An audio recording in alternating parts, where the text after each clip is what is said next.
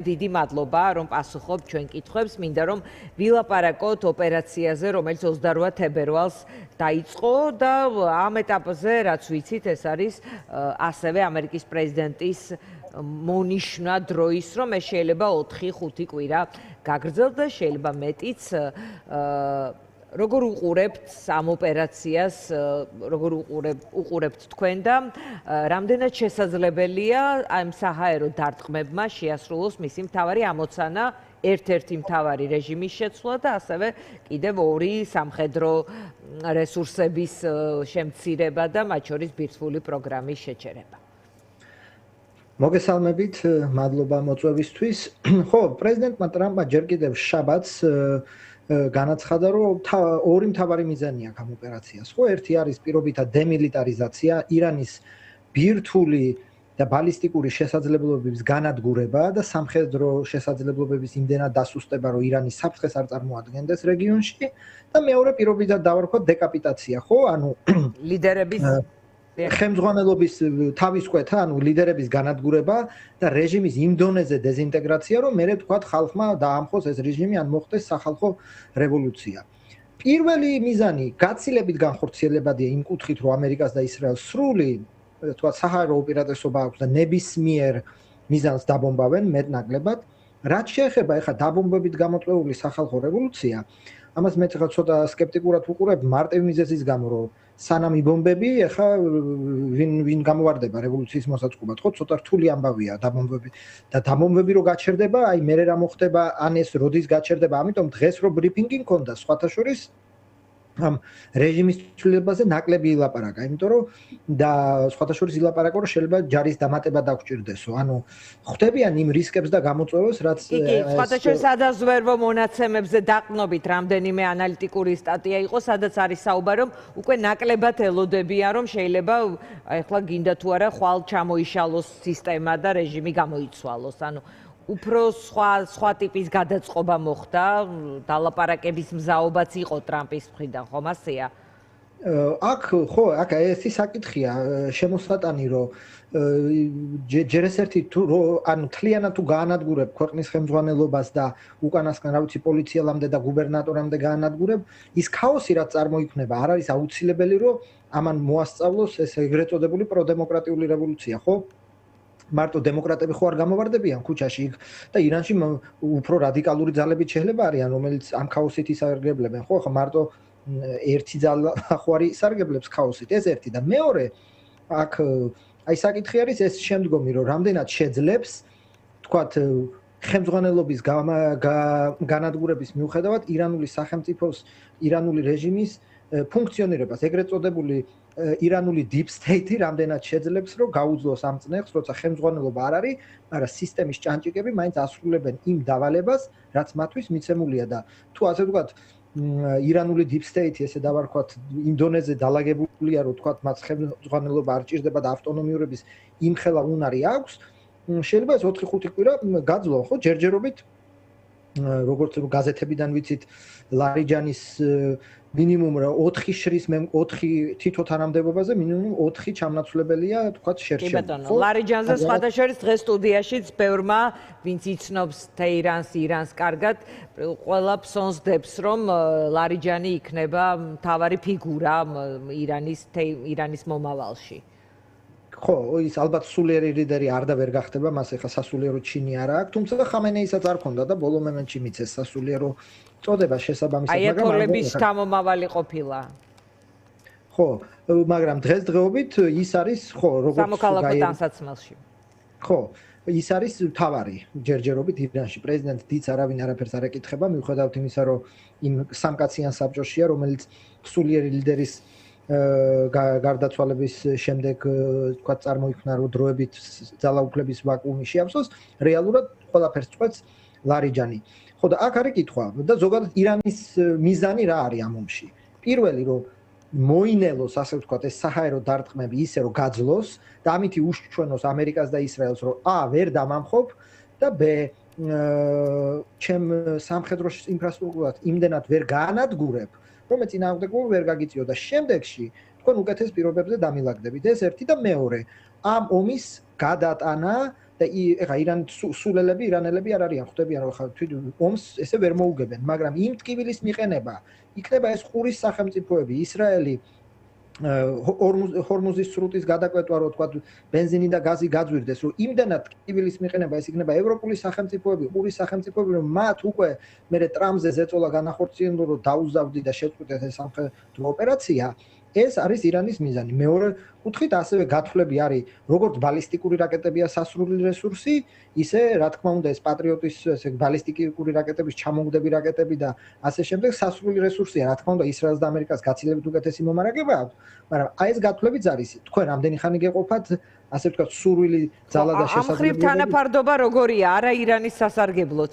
და სხვათა შორის გიორგი, ჩემი დაკვირვება მინდა გაგიზიარო წინა შემთხვევაში, როდესაც დაბომბეს ფორდოს და ნათანის, ეს ვთქვათ, სადაც ბირთვულ შეიარაღებაზე მუშაობა მიდის, ირანი ბევრად უფრო სუსტად და ეს ვთქვათ, პასუხისუნაროდ გამოიყურებოდა, ვიდრე ამ შემთხვევაში, როცა ის ყურის ქვეყნებს ესვრის რაკეტებს ბოლო 2 დღეა. ხო, ანუ აქ რა გვაქვს? ერთი მხრივ უკვე მეორე ომია და შესაბამისად ხო უფრო ასე ვთქვათ ძალისმიერი პასუხია ირანისგან მოსალოდნელი და ირანმაც ეს გადაწყვიტა და მეორე არის როგორც გითხარით ხო, რომ უნდა შეაწუხო ასე ვთქვათ ეს ქვეყნები შექმნა იმდენად ესე იგი ომისგან დისკომფორტი რომ მე ამ ქვეყნებმა ასე ვთქვათ უხეშად რო ვთქვათ ვაშინგტონში დარეგონდოს თხოვონ ტრამპს რომ დაუზავდეს ირანს. ანუ ირანისთვის ფრე ყაიმი არის გამარჯვება, ანუ გადაჩენა. ხა ირანი სულელი არ არის 605 თვითმფრინავს ირანი არ და ვერ ჩამოაგდებს, ხო? აქ არის გადარჩენა, რომ რამდენი სამხედრო მიზანი წარმო გამინადგურო ქვეყნის შიგნით. მე მაინც ვიდგები ფეხზე. და რევოლუციაც, ჯერჯერობით არ ხდება. ხა რა თქმა უნდა, ისრაელის უფრო და ამერიკის ნაკლებად, მაგრამ მოლოდინია, რომ თუ ყველა რა ვიცი პოლიციის სადგურს გადავწვავ და ასე შემდეგ სრულ ქაოსში აქ რევოლუცია მოხდება, მაგრამ ისიც უნდა გვესმოდეს, რომ ჯერ ეს რეჟიმი ამდენი წელია ბრძოლაშია საკუთარ ქვეყნის შიგნიდან და ქვეყნის გარეთად, ანუ გარკვეულად მედეგობა გააჩნია და მეორე ხო რა ვიცი დგას სხვადასხვა დათვლებით, მაგრამ სახალხო მილიციაში 600,000 კაცია. ხო ისეც არ არის რომ ხება საგარეო ომი წააგონ, მაგრამ ქვეყნის შიგნით როგორღაც შეიძლება სიტუაცია დაიჭირონ. ამიტომ აქ უამრავი შრია, ამიტომაც დღეს პრეზიდენტ ტრამპი ბრიფინგზე არც ისე ან თქვა უფრო სამხედრო კომპონენტზე ილაპარაკა, ვიდრე ეხლა რომ რეჟიმის ცვლილებაზე და დღეს არ მოუწოდია ირანელი ხალხისთვის რომ ძალაუფლება თავის ხელში აიღოს. გიორგი, შეიძლება რეჟიმის ცვლილება არ იყოს საბოლოო, ვთქვათ, უკვე გადადოს ეს მიზანი უკანა პლანზე, მაგრამ მას თავარი პარტნიორი ამ ოპერაციაში ისრაელი, მისთვის ასე ჩანს, რომ რეჟიმის ცვლილება არის უფრო მთავარი ვიდრე სხვა რა, არა? ისრაელისთვის მთავარი რა თქმა უნდა არის ირანის ასე ვთქვათ ბირთვული და ბალისტიკური შესაძლებლობების განადგურება პირველ რიგში, მაგრამ მეორე რიგში ხანგრძლივადიან პერსპექტივაში თუ ეს რეჟიმი დარჩა, რომელიც ისრაელის მოსისხლე მტერია, რა თქმა უნდა, ალბათობა რომ ეს რეჟიმი კიდე ერთხელ რაკეტების აწყობას დაიწყებს და ურანის გამდიდრებას, ანუ ირანისთვის რეჟიმის ცვლილება ასე ვთქვათ არის იმ უსაფრთხოების გარანტია, რომ ხა ირანი არ ვთქვათ არ დაიწყებს ისევ გამდიდრებას. ხა ამერიკას ეს სტრატეგიული პრობლემა, რომ ხა ირანი სერიოზულად ამერიკას საფრთხეს უქმნიდეს, ხო არ არსებობს. ვთქვათ პირდაპირ ხა რა საფრთხე უნდა შეუქმნას ირანმა ამერიკას. მაგრამ ისრაელთვის ეს არის სასიცოცხლო და ეგზისტენციალური საფრთხე, იმიტომ რომ ქვეყანა რომელიც ამბობს რომ შენ უნდა აღიგავო მიწისაგან პირისა რომ მას ჰქონდეს ბირთვული იარაღი, მიუხედავად იმისა გამოიყენებს თუ არა, ხო ეს რთული პრობლემა. ამიტომ ისრაელს მიუხედავად იმისა რომ ამერიკის და ისრაელის ინტერესები ემთხვევა, რა თქმა უნდა, ისრაელს უფრო რა თქმა უნდა უფრო მეტი სასიცოცხლო ინტერესი აქვს ირანის თქვათ რეჟიმის ცვლილებაში და ირანის ბალისტიკური და ბირთვული რაკეტების განადგურებაში, ვიდრე თქვათ ამერიკის შეერთებულ შტატებს. კი ბატონო, გიორგი, აუცილებლად მინდა კითხოთ შეერთებული შტატების მხრიდან ამ ოპერაციის წამოწყებამ ქვეყნის შიგნით რა ტიპის გამოძახილი პოვა, იმიტომ რომ სხვადასხვა წყაროების ცნობით გამოკითხვებში თქვათ ეს აისახა რეიტინგზეც და მათი მეოთხედი შტატების მოსახლეობის მეოთხედი გამოკითხულთა მეოთხედი უჭერს მხარს ამ ოპერაციას როგორც ვიცი. ხო, ესე იგი მასობრივი აზრის გამოკითხვას თუ დაუჯერებ, დიდი მხარდაჭერით ეს ოპერაცია არ გამოირჩევა, თუმცა ისიც არის რომ მესამე დღეა რაც ეს მიმდინარეობს, მეორე რასაც ვკითხულობთ, დემოკრატებიც მაინდა-მაინც კმაყოფილები არ არიან აი წარმომადგენელთა პალატის უმცირესობის ლიდერმა განაცხადა, რომ არანაირი საფუძველი ირანისზე შეტევის არ იყო, იმიტომ რომ არანაირი საფუძველი ირანი ამდიდრებდა, ან რაღაცა მყისიერ თავდასხმას აპირებდა, ან ამერიკაზე ან ისრაელზე არ არსებობდა. შესაბამისად, პოლიტიკურ პოლარიზაციის პირობებშიც მაინდა-მაინც ხარდამჭერა ამ ოპერაციას დემოკრატების მხრიდან არ აქვს. რესპუბლიკელები რა თქმა უნდა უფრო ენთუზიასტურად არიან განწყობილები და ირანის გათვლაც ალბათ ეს არის, რომ რაც დრო მოიმატებს, ეს ოპერაცია უფრო და უფრო არაპოპულარული გახდება და არა მარტო თქვათ სხვა ქვეყნების ის იქნება თხოვნა ტრამპისადმი რომ შეაჩეროს ეს ოპერაცია, არამედ ქვეყნის შიგნითაც შეიძლება უფრო რთული იქნება ამ ოპერაციის თქვათ გამართლება და შესაბამისად რაც დრო გადის, უფრო და უფრო რთული იქნება ამერიკისთვის რომ შეინარჩუნოს ეს ოპერაცია და შეიძლება ეს გათვლაც არის.